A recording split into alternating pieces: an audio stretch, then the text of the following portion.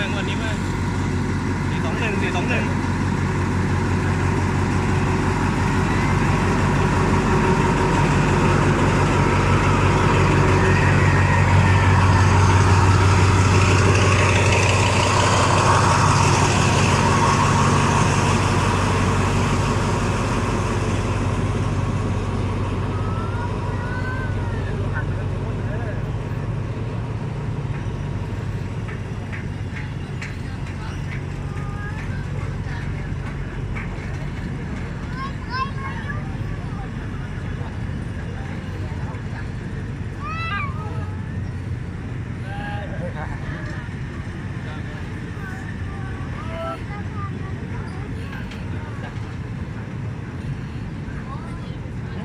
มาเป็นทัวร์เลยฮัลโหล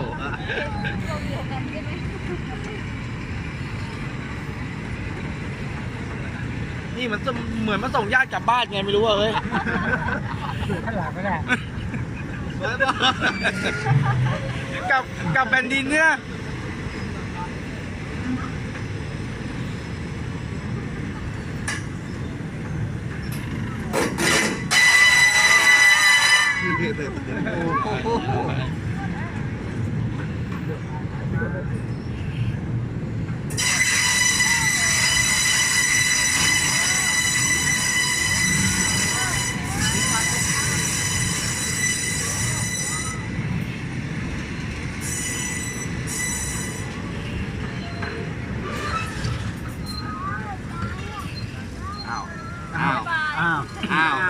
อ้าวพี่หยุดไหมพี่ทำไมพี่เขาอยู่อย่างเงี้ย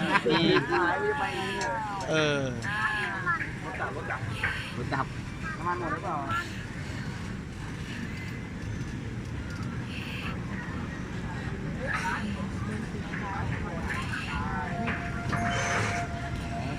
โอ้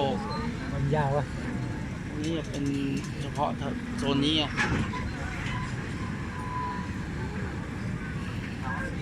ที่ใหญ่พวกทริปมาล่องแพมันก็จะมีรถไฟวิ่งอย่างเงี้ยพาเที่ยวเงี้ย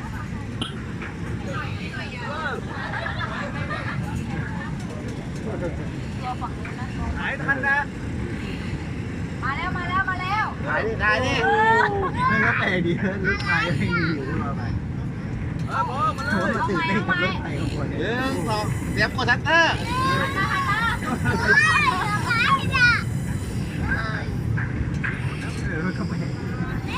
หมดแล้วไปแล้วรถไฟ